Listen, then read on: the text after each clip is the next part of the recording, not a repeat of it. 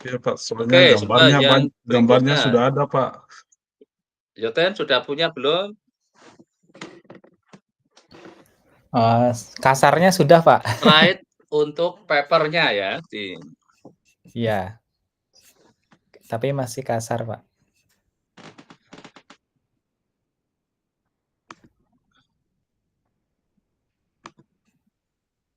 Oke, sambil tadi lagi ngubah. Pokoknya hari ini selalu slide ya, tapi slide paper kalau yang untuk khusus. Maka besok mungkin untuk ujiannya yang kuliah ini bisa juga saya minta Anda bikin slide. Bisa juga saya kasih kasus, Anda harus bikin paper dalam waktu 1 jam, walaupun dibantu ChatGPT mau dibantu apa silakan. Tapi yang penting keberanian untuk dapat draft pertama itu. Nanti saya kasihkan kasus suatu paper, silakan Anda kembangkan, Anda ini kan bisa juga ujiannya besok, tapi yang harus gunakan GW ya, karena ini kan tema kita kan GW itu. Bisa juga saya kasih suatu paper, tolong ini dibikinkan versi GW-nya. Nah, itu Anda harus dalam waktu 2 jam, karena mau tidak mau mesti dibantu si AI tadi kan.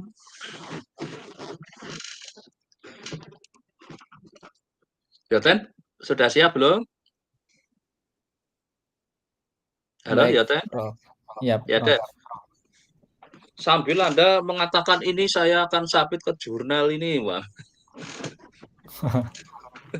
Nggak apa-apa, ini memang sedang latihan punya ambisi, tapi soal nanti jadinya yang mana kan biarlah nanti itu urusan.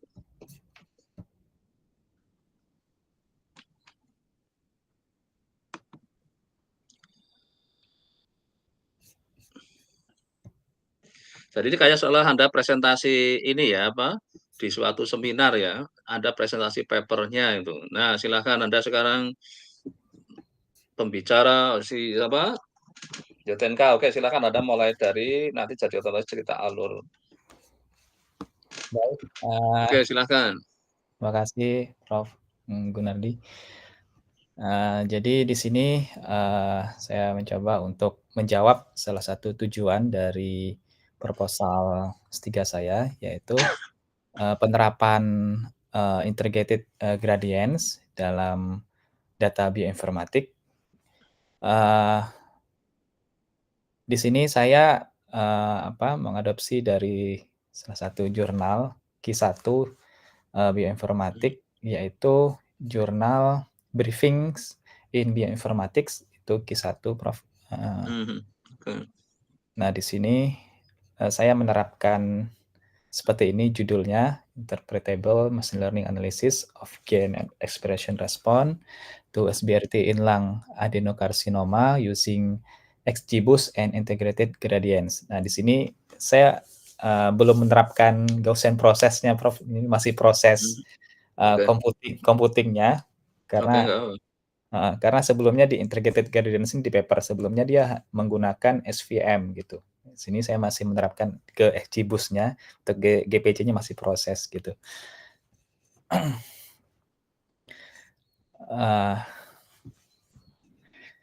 Baik, di sini saya menerapkan klasifikasi metode, yaitu menggunakan di sini pendekatan pohon gitu, yaitu metode XGBoost.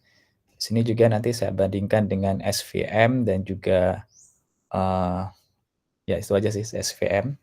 Dan juga nanti XGBoost-nya saya optimasi dengan pendekatan machine learning. Di sini ingin menjawab tujuannya, yaitu melakukan pengembangan model klasifikasi untuk menentukan ekspresi gen, khususnya penyakit kanker di sini dari data KSE 162945 yang NGS, Next Generation. Dan di sini ada pre dan post SBRT, artinya saya ingin mengklasifikasi mana yang sebelum SBRT dan setelah SBRT itu ada perbedaan atau enggak. Kemudian saya ingin menguji kelas dari tumor dan normal dari pasien penyakit kanker ini. Nah, di sini desain dari datasetnya dan juga pengolahan datanya. Di sini saya menggunakan dataset seperti yang saya sebutkan tadi, yaitu GSE 162945 dari Geo, ini masih public di NCBI. Nah, kemudian di sini platformnya menggunakan Illumina Next Sequencing 500. Kemudian di sini pasiennya ada 18 pasien, cuman fiturnya itu ada berapa ya, saya lupa. Ada 1 jutaan kalau nggak salah, gitu. Nah, di sini saya menggunakan preprocessing, kemudian analisis DGE. Di sini ada normalisasi dengan statistik, filtering juga dengan statistik. Kemudian analisis DGE juga dengan statistik untuk menentukan mana gen atau ekspresi gen yang masuk ke dalam up regulated dan juga down regulated gitu.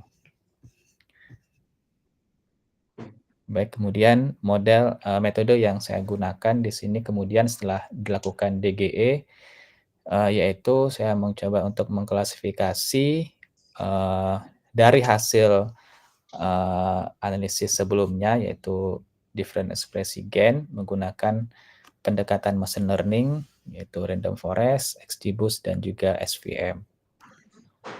Di sini XGBoost-nya menggunakan 2 pendekatan yang baseline dan juga optimasi dengan grid search. Kemudian juga SVM di sini menggunakan beberapa kernel, yaitu linear, RDBF, dan polinomial, dan juga pendekatan optimasi hiperparameter, yaitu SVM PSO dan SVM GA. Evaluasi kebaikan modelnya yang saya gunakan adalah akurasi, sensitivitas, spesifikasi, precision, F1 score, AUC, MCC, kappa, balance akurasi, Breyer score. Kemudian setelah dilakukan model machine learning untuk klasifikasi, saya ingin melakukan pendekatan integrated gradients. Di sini digunakan untuk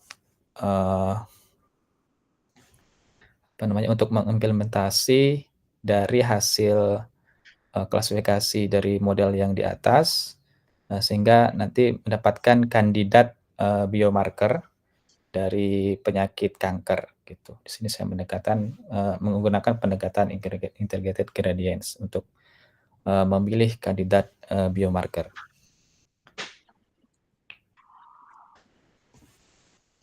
Nah, di sini hasil untuk DGE dan enrichment-nya di sini dari sekian berapa ya, saya lupa mencantumkan jumlah datanya. 1 juta fitur kalau nggak salah dari 18 responden tadi, 18 pasien.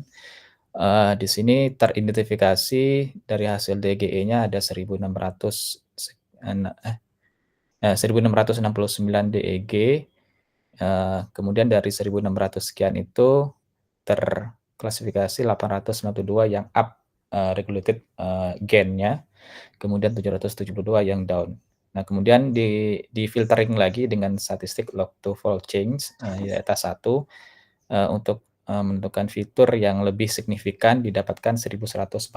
Nah, di sini saya menggunakan jalur biologis setelahnya untuk menentukan pathway dari gen yang terutama yang up regulated itu, sehingga dia mana sih gen yang benar-benar secara alur, secara pathway itu berhubungan dengan penyakit kanker lang ini ya, gitu.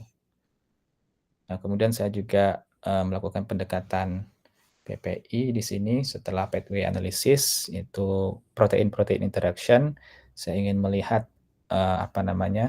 dari gen yang ter-pathway tadi mana yang berhubungan dengan sel atau protein yang berhubungan dengan penyakit kanker itu. Nah, kemudian dari hasil DG itu saya lakukan model klasifikasi menggunakan pendekatan XGBoost, SVM, dan random forest di sini. Hasilnya XGBoost yang teroptimasi dengan grid search ini memiliki akurasi tertinggi, dan juga untuk ukuran-ukuran evaluasi model yang lainnya. Itu seperti ini, akurasinya cukup sangat besar gitu, 0,944, Gaussian-nya juga, Evans score-nya, dan seterusnya. Kemudian SVM lumayan. Nah, itu jadi yang tertinggi adalah XGBoost yang teroptimasi. Nah, kemudian saya lakukan dari XGBoost yang tertinggi tadi, yaitu yang teroptimasi tadi, saya dapatkan fitur importance atau gen-gen yang paling penting gitu, yang menyebabkan penyakit kanker lung itu, yaitu ada sekian gen, ada 10 teratas secara statistik. Nah, di sini dia ukurannya AUC-nya yang di atas 0,8 itu yang diambil dalam fitur importance dari XGBoost ini. Namun di sini kemarin saya sempat bertanya kepada Bu Afia gitu, kenapa kok yang diambil kok tinggi banget 0,8? Apakah yang di bawah 0,8 kenapa nggak diambil? Padahal kan siapa tahu ada hubungannya juga, walaupun kecil ya, kayak gitu. Mungkin dari yang hubungan yang kecil itu bisa jadi nanti lama-lama akan besar kan penyakit kanker. Nah, Oke, itu sebentar ini. Justru Anda mencarilah 0,8-nya itu yang sebenarnya masih kayak tadi Anda kan sempat punya dugaan, sebenarnya dengan yang lebih kecil bisa kan iya, untuk ke situ. Justru inilah kalau lagi S3 kita cari gitu, namanya kayak threshold-nya itu. iya, Prof. Jadi kalau bisa mana nanti bereksperimen itu bahwa dengan saya ubah jadi 0,7, 0,5 ini, ternyata masih bisa nggak dapat apa biomarkernya tadilah ini kan masa kayak gitu. Jadi ini yang sudah ada justru kita kritisi gitu. Kita berani aja kita. Lama-lama mungkin kalau terlalu kecil ininya batas ininya lama-lama memang nggak dapat apa-apa. Padahal tujuannya kan kita ingin nyari kandidat biomarker kan. Iya, Jadi kalau memang dengan yang artinya dengan makin ke bawah mestinya maunya kan jadi mungkin kanker kayak masih awal ya, kira-kira kayak gitu ya? Ini kalau iya, iya kan? iya, Kayak orang baru mungkin belum kelihatan kanker lah misalnya, tapi dengan didetek pakai ini kamu punya kemungkinan kanker. Nah, lebih baik kan langsung bisa diatasi dengan cepat kan itu. iya, Jadi maunya bisa untuk bikin early warning system kan, tapi untuk orang kena kanker. Sekarang kan kadang kanker ketahuan udah terlambat kan. iya, Nah, itu karena nggak ada nah, makanya nanti silakan aja bereksperimen itu jadi kalau tadi kan bertanya kan, ya kan, iya, iya, "Kok kenapa kok balapan?" Ya ini banyak paper kayak gitu. Mungkin dengan betul. kemauan sendiri aja, saya akan melakukan eksperimen kajian itu, dan nanti saya akan mendapatkan sesuatu yang, ya tadilah rasional dengan ininya, syukur malah mengembangkan suatu metode dengan supaya masih bisa menangkap biomarker dengan keadaan yang masih dini lah istilahnya kankernya itu. Kan istilahnya apa kalau belum kanker kan namanya apa istilahnya itu? Ah, Apa sih? kanker itu namanya apa istilahnya? Apa ya, tumor ya gitu. Ya kayak tumor. Iya, Nah, kalau udah kanker disebut kanker kan. Dan iya, ada lagi yang di depan lagi yang masih istilahnya baru kayak mau mulai liar lah si sel kankernya tadi, istilahnya mulai mau ini. Nah, menarik kalau malah tadi punya dari kita bertanya, sebenarnya malah kita jadi mencari tahu, dengan mencari tahu saya bereksperimen sendiri gitu. Nah, lama-lama ternyata dengan kalau makin ke yang makin rendah ininya, saya membutuhkan apa, jadi metodenya yang lain lagi gitu. Di AOC yang apa, bisa 0,1 saya bisa detek biomarker, wah berarti kan ini metode ininya jadi makanya nanti silakan aja di situ. Jadi pada saat ada rasa ingin bertanya, rasa ingin tahu, kejarlah itu malah ke situ. Ya oke, baik, silakan lagi dulu ya, oke silakan. baik, Prof. Kemudian saya lanjutkan dengan pendekatan ini untuk menjawab tujuan dari salah satu tujuan di proposal saya, yaitu penggunaan integrated gradients. Namun di sini integrated gradients-nya masih dari hasil XGBoost ini, jadi belum ada pendekatan ke Gaussian process classification-nya, jadi belum saya terapkan GPC-nya. Dari apa namanya, XGBoost, ini saya kemudian integrated gradient hasilnya, bahwa ini bahasa kedokteran. Nah, ini nama gennya yaitu RAD51, ini memiliki kontributor terbesar atau protein kunci dalam, istilahnya dalam penyakit kanker ini gitu. Nah, kemudian, ini juga ada beberapa gen yang tadi. Nah, ini saya perlu bimbingan langsung mungkin ke ranah kedokteran yang ahlinya di urusan kanker nggih, Prof, gitu. Jadi ini dari hasil ini aja computing-nya aja. Jadi belum secara interpretasi saya belum paham secara pasti ini gen-gen ini benar apa enggak gitu ya, berhubungan dengan penyakit kanker atau tidak. Ini perlu konfirmasi lagi, Prof, gitu. Nah, seperti itu sih. Jadi saya berhasil melakukan pendekatan integrated gradient ini ke XGBoost yang teroptimasi.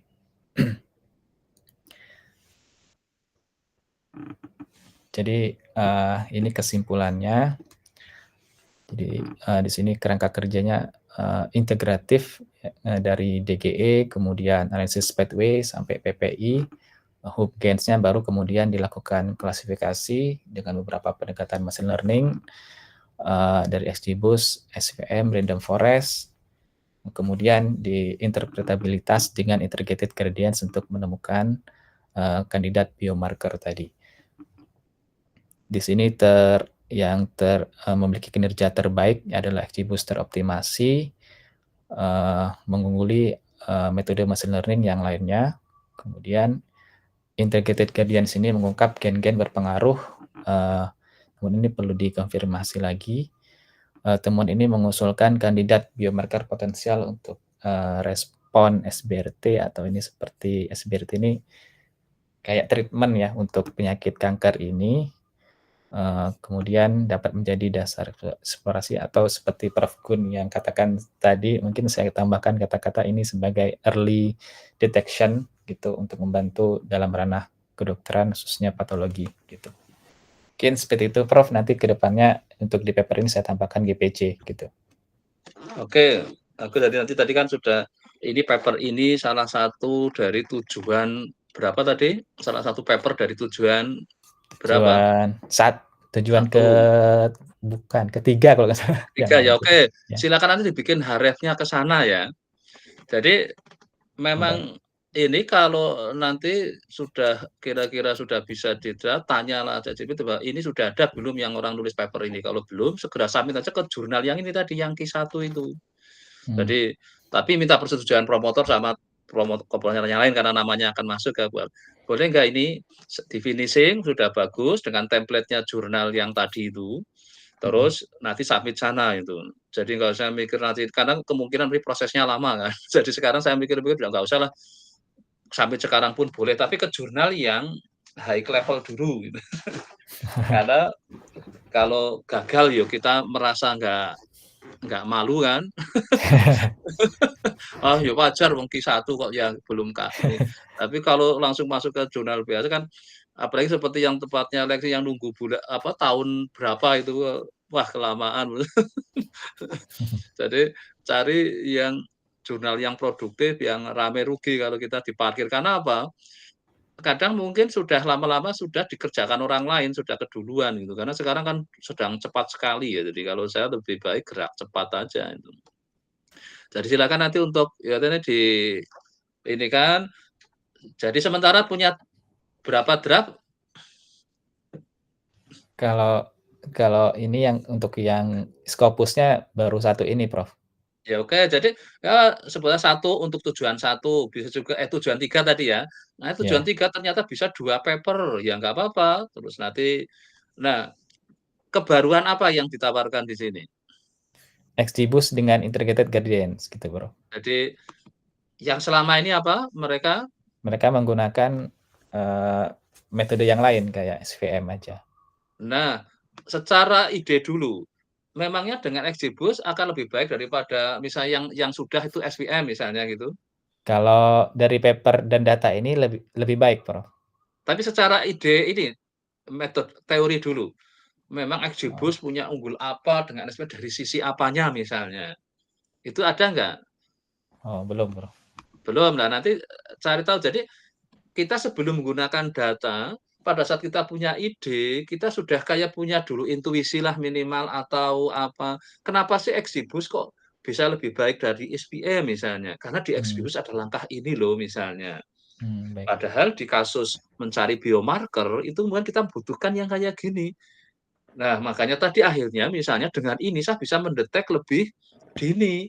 Nah, akhirnya bisa dipakai untuk kelima misalnya untuk yang terutama yang punya background keluarga kanker misalnya, harus bisa Hmm. dideteksi dini kan, kayak sekarang kan lagi ingin deteksi dini apa, TBC apa apa tuh, ada Iya, iya. deteksi dini apa, karena apa, dengan itu jadi biaya lebih murah. Nah, inilah nanti yang konteks keaktuarianya, nanti tetap di akhirnya saya bawa sampai ke aktuarianya adalah dengan adanya seperti itu, jadi biaya kesehatan jadi lebih murah itu.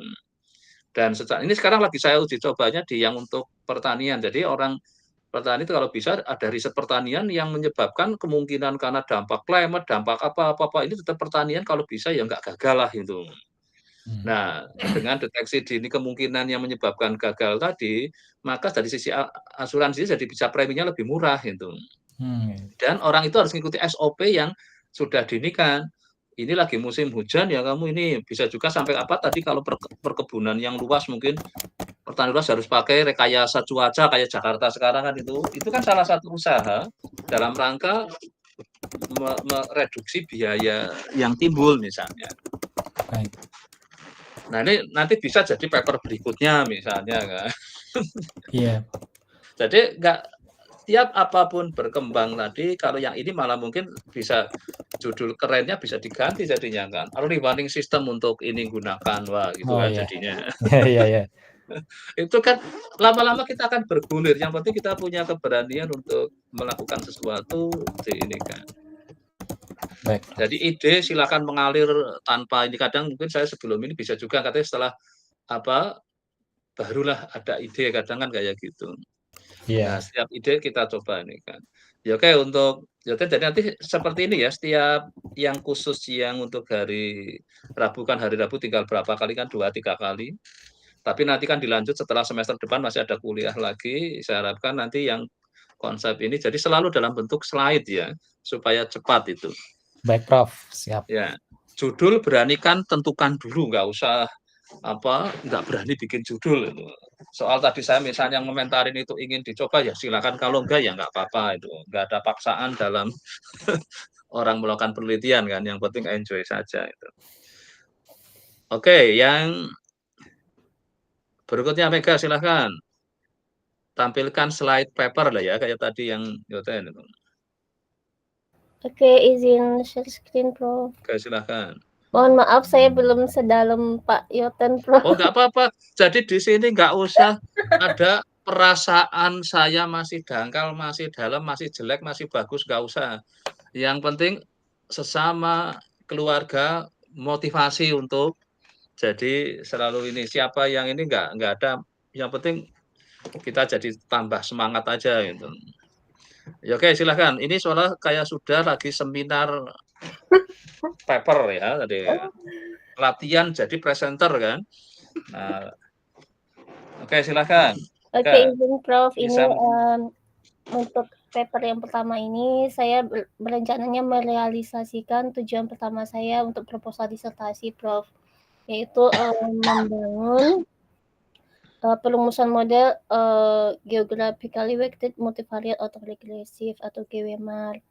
Nah, targetnya rencananya saya mau submit di jurnal spasial statistik ini, Prof. Kayak gitu. Terus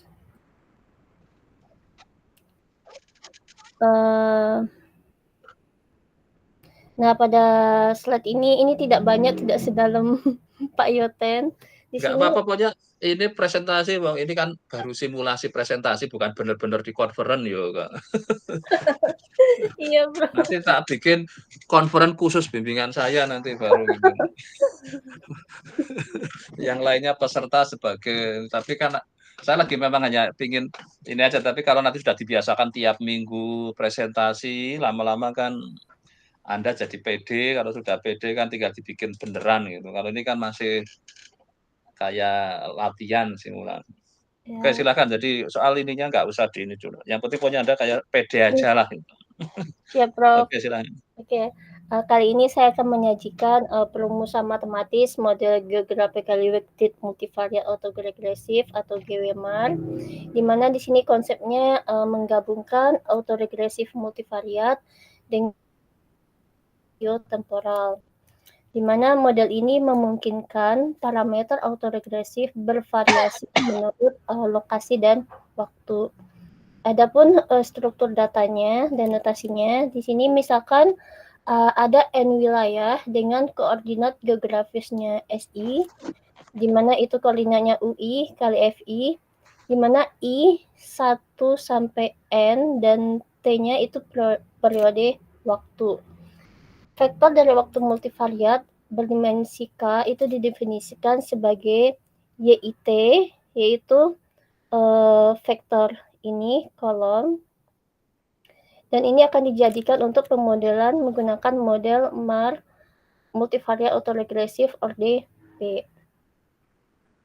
Adapun model MAR globalnya seperti ini, tanpa heterogenitas spasial, YIT itu sama dengan C. C ini adalah intercept globalnya, ditambah coefficient autoregresif pada log KL, dan ditambah error globalnya.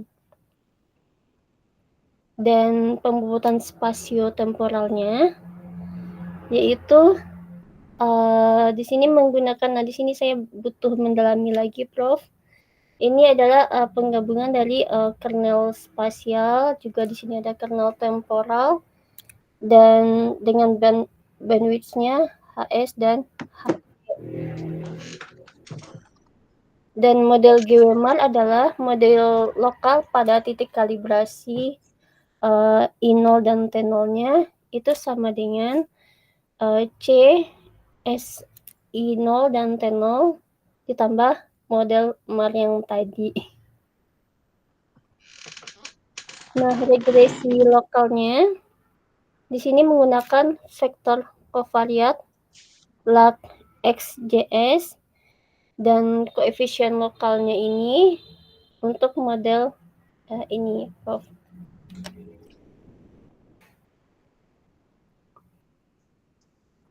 Untuk bobot spasio-temporalnya, ini nanti dimasukkan ke dalam matriks diagonal dengan estimator weighted least square-nya yang ini, Betopi SI0 T0 XT WX, inverse-nya yang ini, Prof. Kemudian ini konsep model peramalannya.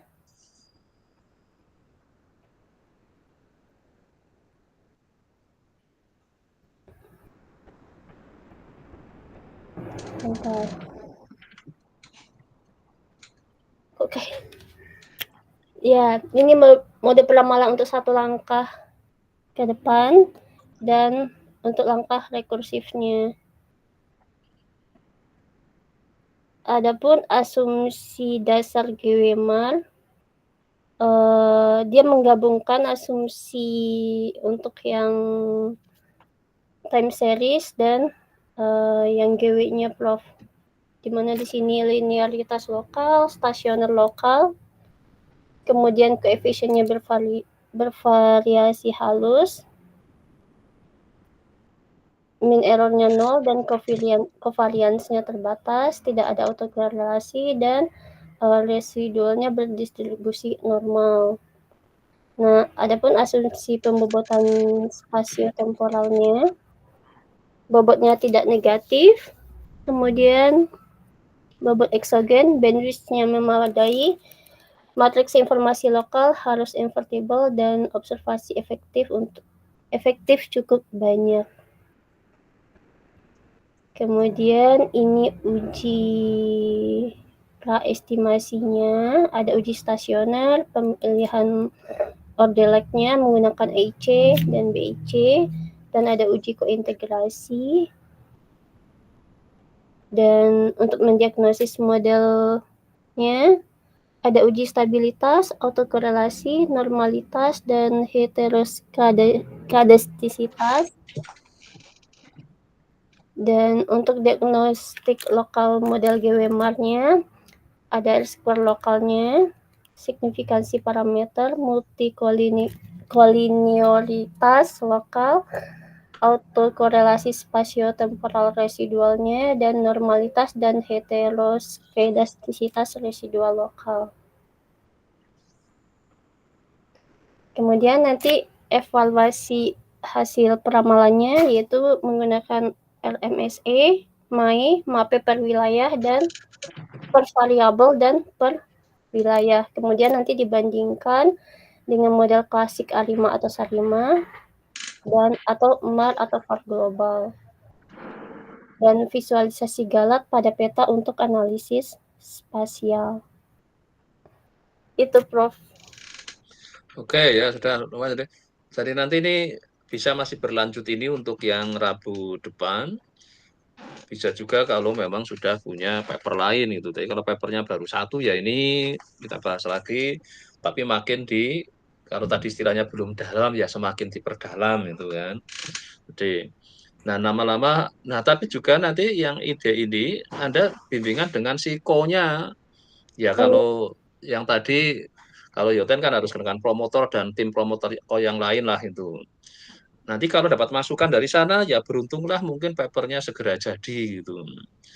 Terus selalu juga dipantau, dicari bahwa ini sudah ada yang ngerjakan belum itu. Nggak taunya nanti kita submit sudah keduluan yang lain. Nah itu makanya selalu dipantau aja bahwa setiap punya ide ini kita coba lempar, sudah ada nggak orang yang mengerjakan ini gitu. Nah kalau sudah ada ya sudah kita harus ganti gitu.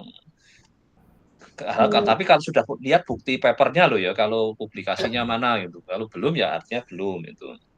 Nanti silakan ya ini dilanjut lagi. Pokoknya setiap yang untuk Rabu itu adalah Anda kayak seminar, jadi Anda jadi presenter. Nah, yang nanti siang jam 1 Anda adalah ujian kompre ya. Jadi slide lagi itu. Bayangin ujian komprenya berkali-kali nanti itu kan. Nanti siang itu ujian kompre jam 1 loh ya. Jadi semua yang ini adalah salah satu ini loh hasil sementaranya ini tujuan 3 sudah, ini tujuan 1 tadi ya untuk Iya, mereka. Prof. Tujuan 1 tinggal klik href-nya itu ke papernya itu. Nah, itu seperti itu ya nanti ini kan. Oh ya, Oke, sekarang izin ya Prof. silakan. Ini Ya. tuh saya ada kendala ketika saya mau menerapkannya ke data, Prof. Saya coba ke data BPJS itu kayak agak susah gitu, Prof. Terus kemarin dari Pak Danang mengusulkan karena ada mahasiswanya yang untuk itu penangkapan ikan gitu, Prof. Nah, disuruh praktekkan ke data mereka gitu. Nah, boleh nggak, Prof, untuk maksudnya untuk memfikskan model ini dulu aja? Saya pakai Nggak data apa-apa. yang Makanya bagus. itulah kita tuh S3 matematik, jadi merdeka dengan kasusnya. Jadi yang penting kita kan ngembangkan metode gitu. Nah, kalau tadi yang Yoten kan sudah untuk nyari biomarker, ya silakan sudah terikat di situ memang karena ininya dengan bioinformatiknya kan. Tapi sebenarnya kalau dari segi S3 matematik ya yang penting kita tuh ngembangin model, ngembangin metode. Kalau korbannya apa silahkan kan. Tapi kalau jadi nanti di situ use case-nya, istilahnya studi kasusnya, kita bisa ke mana-mana nggak apa-apa. Nah memang ini kan kemarin kenapa BPJS kan karena sekalian dalam rangka tema menuju lomba BPJS. Nanti setelah itu nggak ke sana ya nggak apa-apa.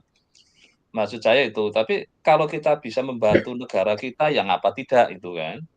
Yang lagi punya masalah itu.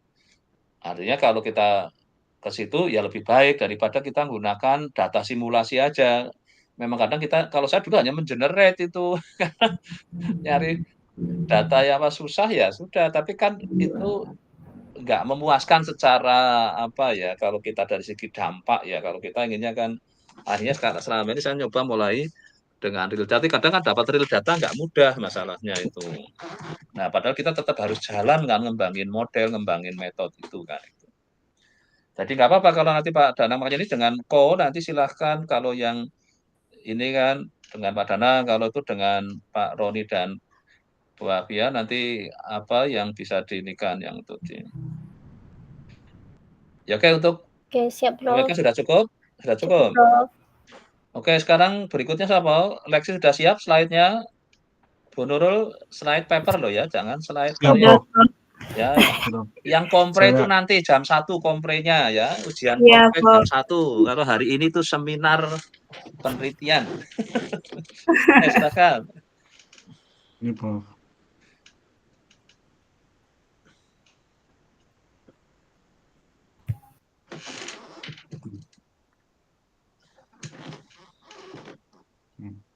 Ini, Prof. Apa? Terima kasih, Prof, untuk kesempatan yang diberikan dan teman-teman. Dan ini judul yang saya ambil adalah Mathematical Review of Calibrated Early Time Series Classifier for Stock Market Data.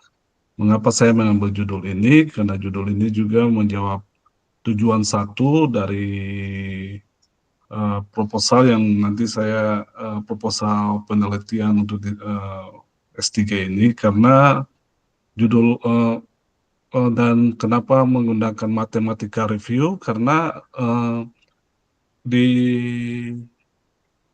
artikel awal atau artikel dari Calibrated Early Time Series Classifier atau Calimera ini belum tidak secara komprehensif memberikan tampilan matematik. Jadi hanya masih sebatas rumus-rumus utama dari atau formula utama dari Calibrated Early Time Series Classifier dan hanya menampilkan algoritmanya.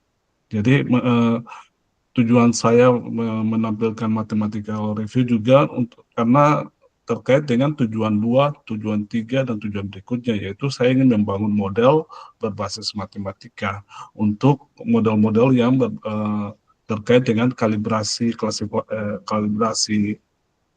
early time series classifier ini. Nah, ini latar belakangnya, yaitu kalau dilihat dari time series klasifikasi yang secara klasik itu dia menggunakan data secara penuh untuk mengklasifikasi. Jadi kalau datanya belum selesai atau datanya masih kurang, dia belum bisa mengklasifikasi. Nah, sedangkan early time series klasifikasi ini sendiri dia sudah dia lebih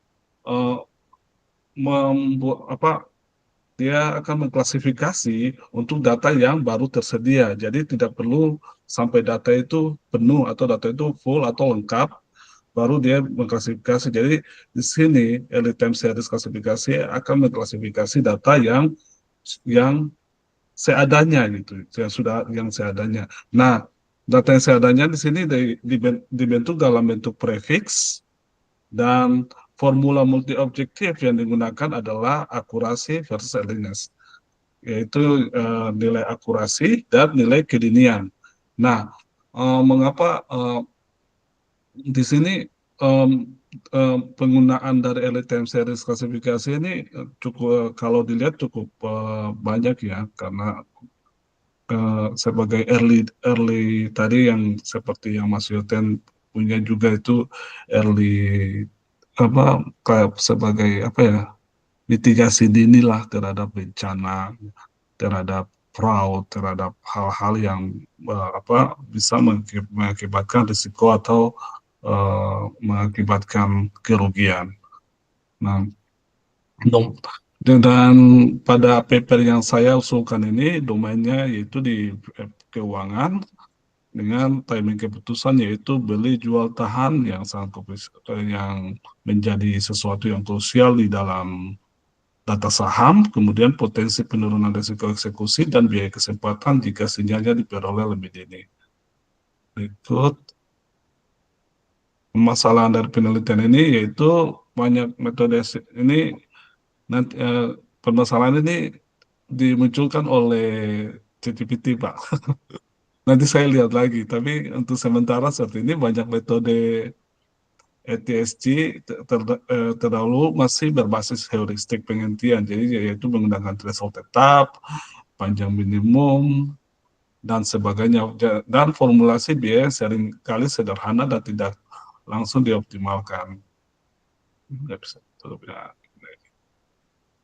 Nah, tantangan dalam data saham yaitu data saham ini umumnya itu bersifat non stasioner, ada volatilitas yang lumayan tinggi dan bukan tinggi, lumayan dan sangat tinggi, berpotensi untuk class imbalance, yaitu kemungkinan besar kalau dia naik terus bisa turun terus gitu. Jadi karena ada volatilitas itu, jadi butuh probabilitas dan ada kalibrasi yang cukup untuk menghitung ekspektasi biaya. Ekspektasi biaya yang dimaksud sini yaitu fungsi cost-nya. Jadi kebutuhan dari kebutuhannya itu kita akan membentuk kerangka ETSG modular, Cross-aware, dan probability calibrated. Yang berikut tujuan dan kontribusi. Ini tujuannya yaitu tujuan dari paper ini ya secara apa yang secara umum yaitu menganalisis dan mengimplementasikan Kalimera untuk tugas SSC pada data saham Telkom.tk ini, karena saya menggunakan kebetulan saham Telkom sebagai salah satu saham yang untuk eksperimen dalam paper ini. Jadi di sini saya membuat formulasi matematis modul dari setiap modul klasifikasi dan modul penghenti yang menjadi modul utama membentuk kerangka Kalimera itu sendiri. Kemudian ada analisis trade-off antara akurasi dan kedinian. Itu juga itu hal-hal yang baru yang saya coba tampilkan di dalam paper ini yang belum ada pada paper sebelumnya. Nah, kontribusi utamanya yaitu ini review matematisnya, Pak, yang teman-teman, yaitu review matematis Kalimera dalam kerangka optimal stopping lokal. Ini yang seperti yang saya jelaskan di awal bahwa secara publikasi dari Kalimera ini belum menampilkan review matematisnya secara matematis tentang Kalimera, dan kontribusi utama ini yaitu memberikan tampilan matematis, tinjauan matematisnya, dan kemudian kontribusi utama lagi yaitu studi kasus pada data real, yaitu data pasar saham Indonesia. Dalam hal ini adalah PT Telkom.tk, dan kemudian analisis Pareto optimal yang juga belum ada yang juga belum diberikan atau ditampilkan pada paper sebelumnya, paper utamanya ya, karena ini baru ada satu paper yang membahas Kalimera, itu paper utamanya. Nah, gambaran umum dari Kalimera itu dia ada modul klasifikasi prefix dan modul penghenti. Modul klasifikasi ini yaitu biar umum dia akan mengekstraksi fitur prefix. Prefix ini adalah deret waktu yang terpotong. Kalau deret waktu full, kemudian kita bisa potong berdasarkan presentasi atau berdasarkan beberapa hal yang kita inginkan gitu, yang ingin kita sesuaikan. Kemudian klasifikasi dengan least classifier plus kalibrasi flat sigmoid. Nah, jadi fungsi yang digunakan adalah fungsi sigmoid. Nah, modul penghentinya yaitu mempelajari selisih antar prefix delta J. Delta J ini adalah dia hasil dari classifier itu, yang hasil dari kalibrasi itu nanti kemudian dibentuk dalam delta J. Kemudian menggunakan kernel legacy rate atau kernel RBF. Nah, fungsi biaya gabungan ini yang seperti yang dikritisi oleh Pak Prof kemarin, yaitu CT 1 kurang akurasi plus alpha kali delay T.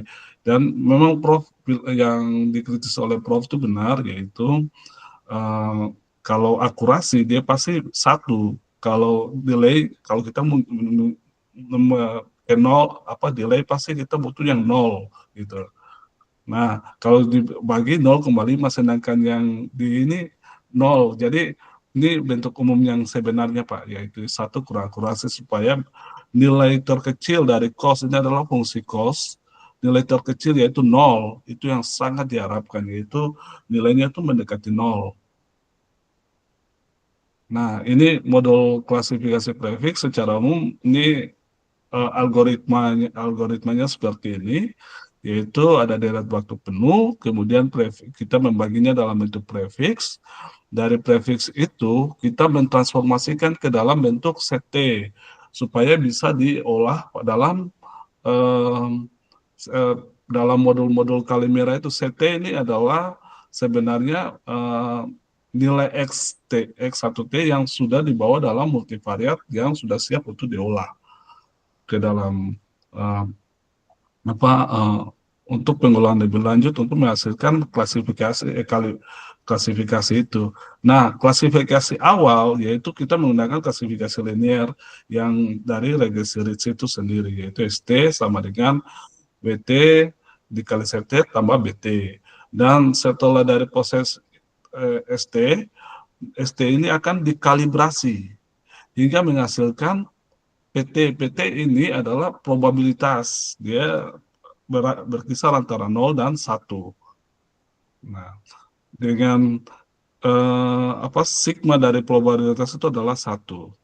Nah, ini modul pengganti yang tadi saya jelaskan, jadi kalau untuk modul pengganti fungsi utamanya adalah J, di mana J itu adalah L kali PT tambah alfa dikalikan T per T. Nah, yang L kali PT ini sendiri adalah akurasinya, kalibrasinya yang sudah terkalibrasi, sedangkan yang T per T ini adalah delay-nya. Nah, dengan L kali PT itu sama dengan 1 kurang maksimum dari PTK. Jadi selisih biaya, kemudian selisih biayanya itu, yaitu JI TK plus ini kurang JTK, JTOK, sorry maaf Pak. Modul penghenti ini akan mempelajari nilai dari selisih biaya ini. Jadi apakah jika HTK ini mendekati, jika delta JTK ini akan mendekati HTK, maka dia akan berhenti. Jadi berhentinya itu jika dan hanya jika, ini apa? Ini nggak kelihatan ya. Ataukah kurang HTK lebih dari 0. Jadi dia akan berhenti di situ. Jadi jika dia semakin mendekati 1, karena ini kan probabilistik ya, dia semakin mendekati 1 itu semakin baik. Ini ringkasan modul pelatihan tadi, seperti ini yang penjelasan yang tadi, kemudian ini ini ringkasan modul yang tadi ini modul-modulnya yang ada dalam Calimera itu sendiri yang sudah didefinisikan pada paper sebelumnya. Itu saya coba membangkitkan mereview secara matematisnya. Dia seperti ini ringkasan prosedur pelatihan. Ini proses implementasi numeriknya KPLT Telkom. Ini seperti ini, yaitu ada data Telkom, kemudian saya memberikan pelabelan yaitu jika dia naik, dan jika naik itu berarti jika dia naik up dan versus other itu yaitu dia bisa tetap dan bisa juga turun.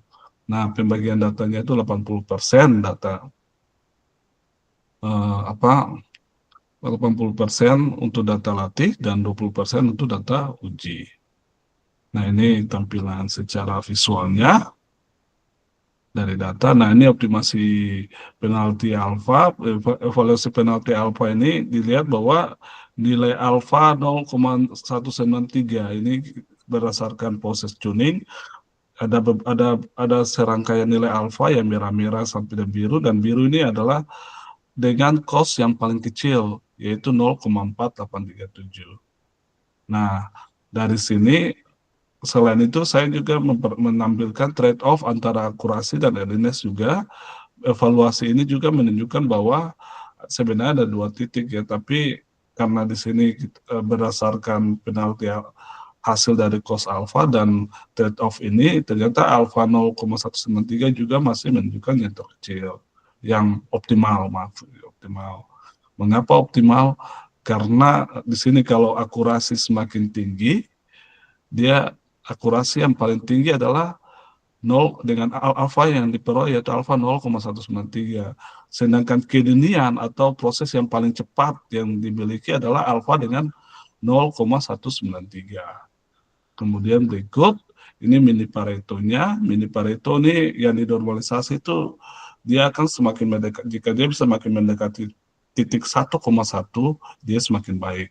Nah, di sini yang semakin mendekati 1,1 adalah alfa 0,193. Ini juga yang tidak ada pada paper sebelumnya. Jadi ini menambah kebaruan dari paper ini, walaupun hanya mereview secara matematis, mereview model Calimera secara matematis dan memperkenalkan, tapi ada beberapa kebaruan atau novelty. Nah, ini ringkasannya dari hasil pengujian. Kemudian ini hasil ini ringkasan dari hasil pengujian ya Pak. Ini pengujian yaitu akurasi ini tadi yang ini adalah training dan ini adalah testing, yaitu akurasinya 0,5021, kemudian earliness 0,089 dan total cost adalah 5. Ada sedikit peningkatan cost. Kalau tadi di sini cost-nya 0,4837, ini terjadi peningkatan sedikit. Nah, kemudian ini matriks konfusi dari matriks konfusi dari data uji, yaitu prediksi 0 itu ada 21, sedangkan prediksi 1 ada 202. Jadi lebih banyak di kelas prediksi 1 ya, yaitu jika prediksi benar dia turun itu 202 benar, dan prediksi naik itu 215 benar. Nah ini matriks per kelasnya. Nah, kelas 0 precision-nya ini yang kelemahannya mungkin di recall aja di sini. Recall-nya itu dia lebih banyak memanggil kelas 1 dibandingkan kelas 0. Tapi secara ini sudah lumayan untuk bisa digunakan untuk klasifikasi. Nah, mayoritas ini distribusi waktu berhenti, dia lebih banyak berhenti pada saat T sama dengan 3. Jadi pada waktu T sama dengan 3, dia sudah berhenti, jadi cukup cepat gitu dibanding pengambilan keputusannya untuk ini. Jadi tujuannya sehingga komputasi yang digunakan itu semakin murah karena keputusan berhentinya semakin cepat. Ini data uji sampel, ini ada 5 sebenarnya. Ini itu 5 sampel, ini uji data sampel aja untuk 5 sampel yang diperlihatkan. Kemudian kesimpulan, ini Calimera menyediakan beberapa modular, cost aware dan probability calculated, dan ini hasil data Telkom. Pada data Telkom ini adalah hasil dari trainingnya seperti ini, dan modal cenderung bias kayak kelas naik. Ini kesimpulan yang diambil. Itu dari saya Pak, terima kasih. Oke, makasih. Jadi, nanti untuk yang paper ini mungkin saya pikir daripada Anda nanti toh repot targetnya awal kan jurnal Q1 berarti apa? Bahasa Inggris kan? Nah, yang untuk minggu depan dalam bentuk slide-nya nanti bahasa Inggris ya. Jadi Anda ini seminarnya di konferen internasional ya. Siap. Nanti soal tahun depan akhirnya benar ke sana, nanti kita lihatlah kalau ada Oh, kita cari sumber pendanaan untuk biar bisa jalan-jalan kan itu. oh iya Pak, jurnal ini saya Hmm, tambahkan Pak, jurnal ini saya sudah paper ini ya Pak, hmm, saya sudah konsultasikan dengan Pak Roni. Ini memang hmm, sudah draftnya sudah ada, udah hmm. ya sekitar 80 atau 90% lah Oke, Pak itu. Tapi belum bahasa Inggris Pak, masih bahasa Indonesia. ya Ini oke. direncanakan di jurnal Cybernetica di itu ketiga Pak. Karena Nyari yang Q1 dulu aja, soal ditolak nggak apa-apa gitu. Baik, eh, karena kan kita nggak buru-buru kan, karena belum kompre. Yang penting siap nanti siap ngomong Pak Bro. Roni Q1 dulu.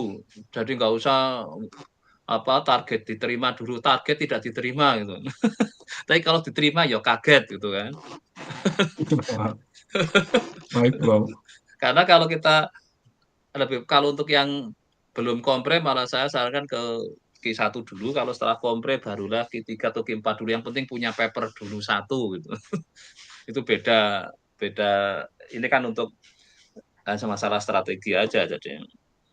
Ya jadi nanti cari kayak tadi yang Yoten kan udah jurnal Q1 kan itu. Oh ya kalau yang ya Q1 tadi ya Yoten ya Iya tadi Pak, yang Ya, betul Prof. Pak. kalau Ya, ya ya. kan? Nah, betul sudah jurnal itu dulu pokoknya. Nanti ditolak baru kita pikir Q2 gitu kan. Saya ada Siap. satu rancangan paper lagi Pak, ada dua, Yang ada apa? satu rancangan paper tuh yang rencananya Q1 Pak. Jadi yang ini Ya karena oke, versinya review, saya belum berani ke Q1 karena takutnya enggak. langsung itu. Justru kalau untuk nyoba itu biar di sana dikomentarin apa yang penting kita nggak sakit hati gitu. Oh baik Prof. Jadi merasakan ditolak Q1 kan jadi tahu tuh komentarnya dianggap ada yang karena novelty-nya, ada yang karena apa, saya kan ya nggak apa-apa kan. Karena dari Baik Prof. situlah kita jadi akhirnya terbuka bagaimana komentar orang-orang yang di level Q1 kan gitu. Tapi kalau kita apa, karena tujuannya nanti kita ya misalnya ini walaupun merasa belum, tapi nggak taunya kalau nanti disarani, "Kamu naikin ini loh reviewnya." Mungkin jadi kadang review paper memang bisa masuk ke jurnal Q1 juga ada itu. Iya Prof. Tapi lengkap sekali dia cara ininya. Saya pernah yang seperti itu, ternyata dia bagaimana dia bisa di masalah itu secara dikupas tuntas lah gampangannya kayak gitu. Ini papernya ini si ini, kelemahannya ini, terus dia sampai alurnya enak sekali. Jadi kita belajar dari situ cepat sekali itu. Review paper kan harusnya bagusnya itu. Oh baik Karena Prof. dia dengan tajam melihat dari semua ininya. Jadi jangan remehkan review paper karena papernya harus banyak banget kan. Iya Itu Prof. yang kadang Kebetulan kita enggak ya. jurnal yang saya tujuh ini nggak ada batasan halamannya, jadi saya Nah bisa itu makanya perpanjang kan lihat. lebih kita leluasa kan. Iya Pak. Kalau ada yang dibatasi halaman, dibatasi biaya. Kalau halamannya lebih dari itu makin mahal lah. Itu kan kita jadi Iya, mikir kan. itu Jadi kemungkinan Q1 sebagian besar gitu. nggak apa-apa. Jadi yang penting kan kalau misalnya nanti toh nanti prosesnya lama. Nah nanti kalau misalnya itu ajukan tahun depan kan ada RTA. Itu untuk saya kira ya mungkin kalau enggak yang Bima bisa untuk biayai kayaknya itu. Siap, Bro.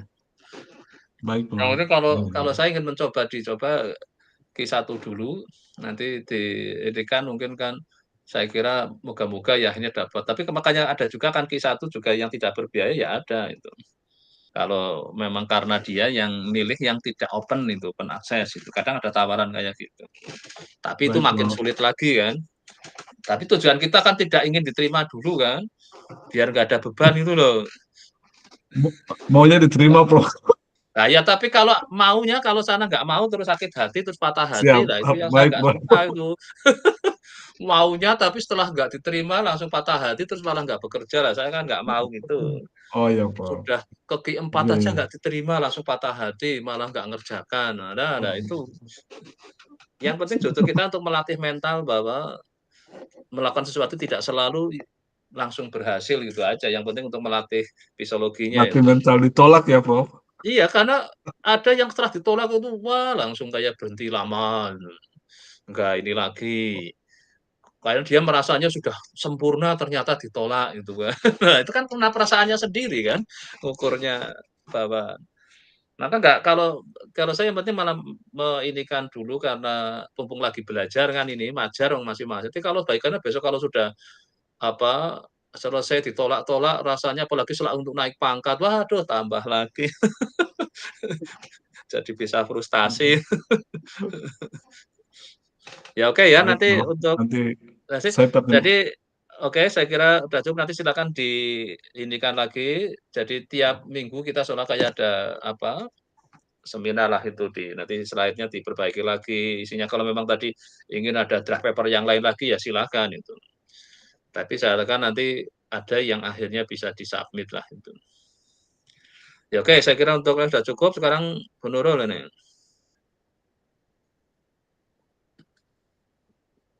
Iya, Prof. Izin share screen ya, Prof. Oke, silakan.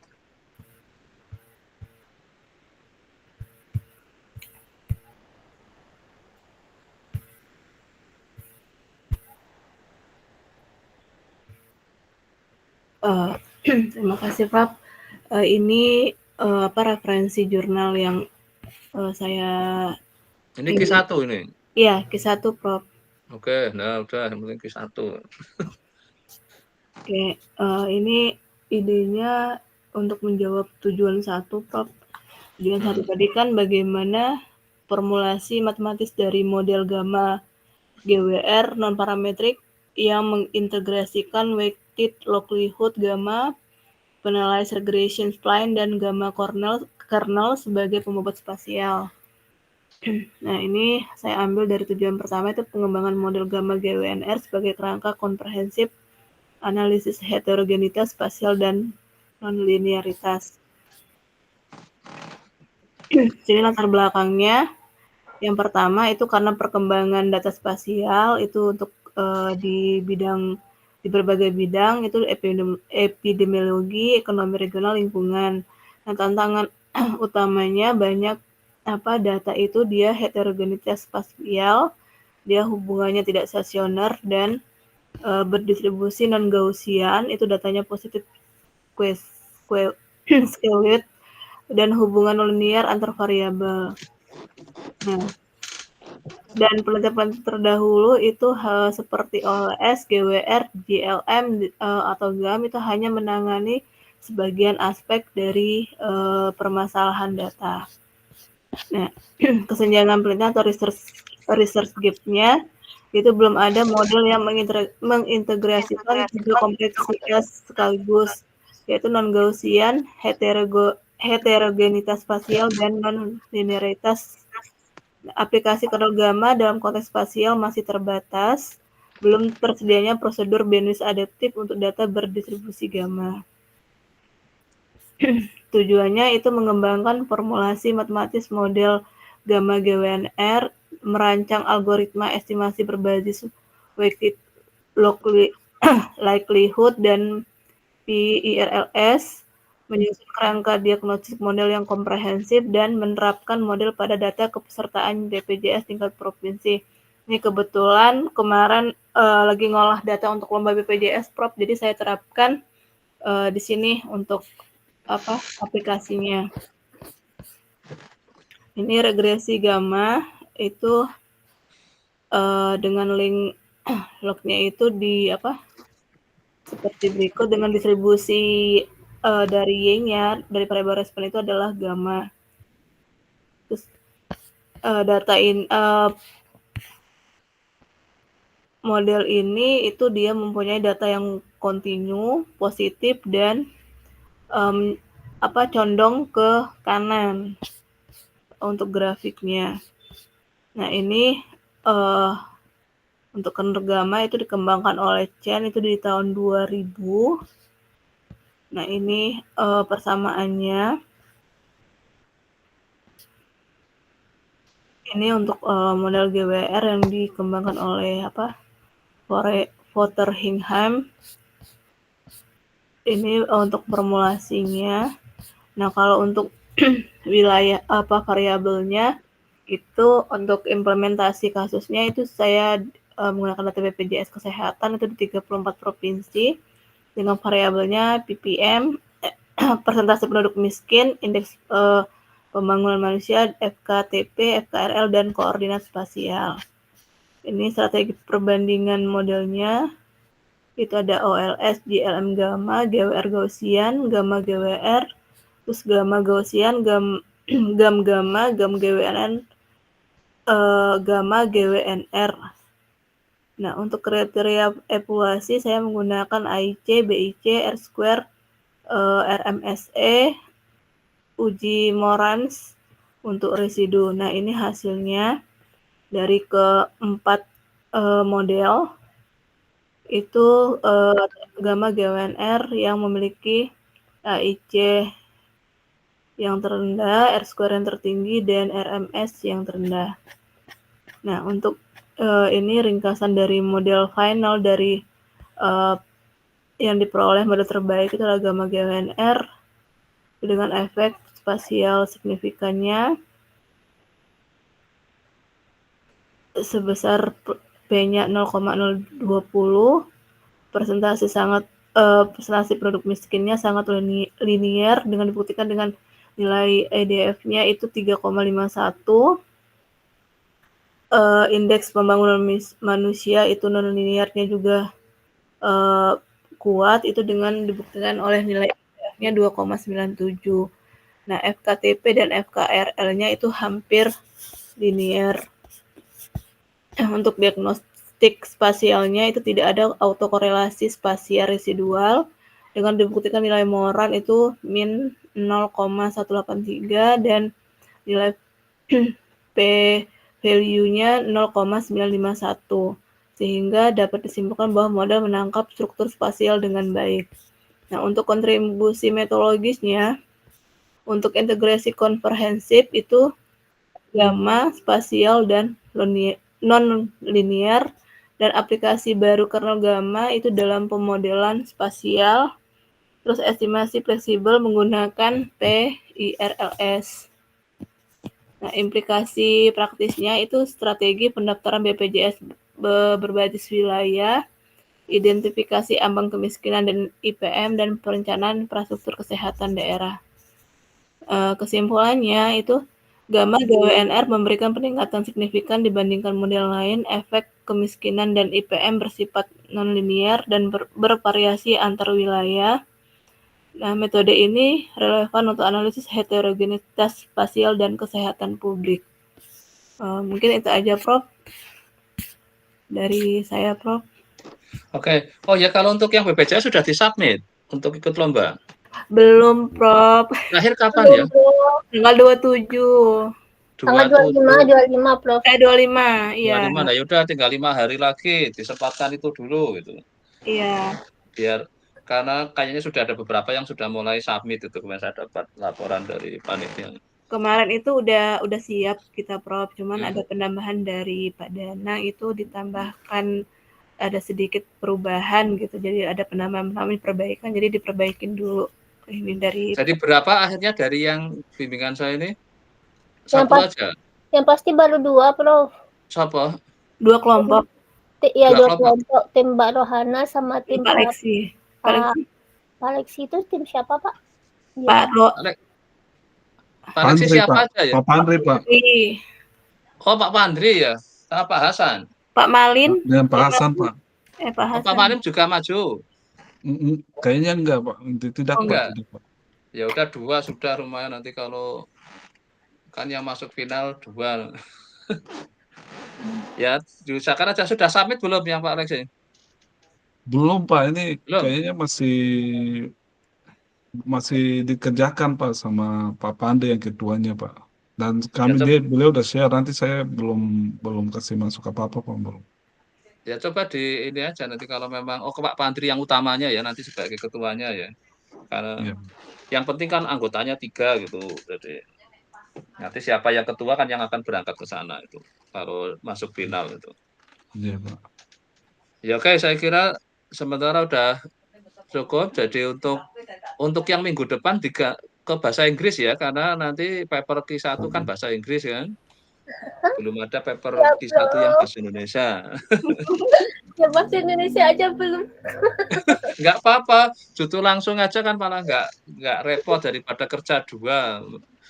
Justru itu malah enak kalau saya malah langsung ke dalam bahasa Inggris daripada Indonesia dulu diinggriskan, malah kadang agak ribet kan itu. Ya dicoba aja karena presentasinya nanti kan saya coba harapkan tahun depan moga-moga ada conference yang tadi mana yang internasional lah itu. Jadi bisa juga tidak harus targetnya proceeding, kalau saya targetnya kalau bisa. Tapi kalau demi biar dibiayai harus pakai proceeding yo kan ada yang ternyata syaratnya kayak gitu ya. Saya enggak. Nah, nanti kalau memang kalau saya lebih target ke jurnal daripada proceeding itu. Karena dari segi untuk syarat juga mementingkan jurnal kan itu. Ya oke, untuk nanti jam 1 moga-moga saya enggak, karena nanti mungkin saya ambil jadi langsung presentasi aja, nanti jam 1 itu ujian kompre ya. Iya, Nah, itu bahasa Indonesia. Nanti slide-nya bahasa Indonesia karena ujian kompre. Jadi sebenarnya dimungkinkan juga kita sebenarnya bahasa Inggris, tapi kalau ada konya yang orang luar itu. Tapi ini kan kebetulan nggak ada, ya sudah. Jadi akhirnya kita jadi nanti ya untuk jam 1 nanti siapa dulu yang mau tampil biar nanti kalau saya nggak sempat ngomando kan, yang penting aktif aja langsung jalan karena nanti jam 1 pas bersamaan saya masih wawancara satu lagi, setelah itu selesai lah baru mungkin saya lebih ini. Tapi tetap online aja biar saya fleksibel nggak harus lari-lari gitu. Ya, Bro. Mau siapa dulu nanti? Pak Lexi katanya, Bro. Oh ya, Pak Saya sih. Ya, Pak Lexi yang paling siap kok ini ya. Iya. Sudah maunya Pak Lexi, kalau Pak Lexi maunya malah langsung juga, Pak. disertasi. Kalau Pak Lexi maunya Saya langsung izin ujian terlambat, disertasi. Prof. Iya. Dia kalau bisa nggak perlu lewat kompre katanya jadi. Nah, papernya tadi sudah banyak makanya yang Bu Rohana saya minta mau nggak tahun depan saya bilang ujian. Kalau siap dari tahun depan saya luluskan 6 kan. Mantap Pak, mantap. Iya kan, karena yang 5 kan yang memang sudah waktunya itu. Kalau yang Bu Rohana bisa nyusul ya bagus di ini. Sama komprenya 4 loh ya. Jadi ujian disertasinya 6 ya, ujian komprenya 4 tahun depan itu. Wah. Kalau tahun ini kan yang harapan saya moga-moga nggak meleset ke tahun depan. Kalau meleset ke tahun depan jadi 7 kan. Kalau Bu Rahmalia bisa nyusul ya jadi lulus semua tahun depan. Yang sisanya adalah yang kompre ini kan, yang jadi 4 aja tinggal. Ya oke, saya kira sudah cukup. Nanti jadi persiapan nanti adalah ujian kompre ya. Jangan. Tadi sudah berupa slide, masa ujian kompre nggak pakai slide kan. Jadi. Terus sama ini ya, tolong di setiap tujuan dibikin href-nya yang kalau diklik langsung masuk ke papernya. Kayak Pak Lexi tadi kan punya papernya 3 ya tujuan 1, papernya 2 tujuan 2, papernya mungkin tuh langsung dibikin href-nya ke draft-nya ya. Kan itu ada link alamat overleaf-nya, tinggal di-copy, dibikin href-nya di situ. Itu bisa kayak gitu. Supaya nggak buka-buka ke ininya, langsung ngeklik sudah masuk. Karena sesama overleaf juga bisa saling di-link-kan kok itu. Itu memudahkan nanti untuk pas presentasinya itu. Ya oke, saya kira untuk hari ini cukup ini dulu ya. Terima kasih, nanti ketemu nanti siang jam 1. Oke, saya tutup ya. Terima kasih, Bro. Terima kasih, Bro.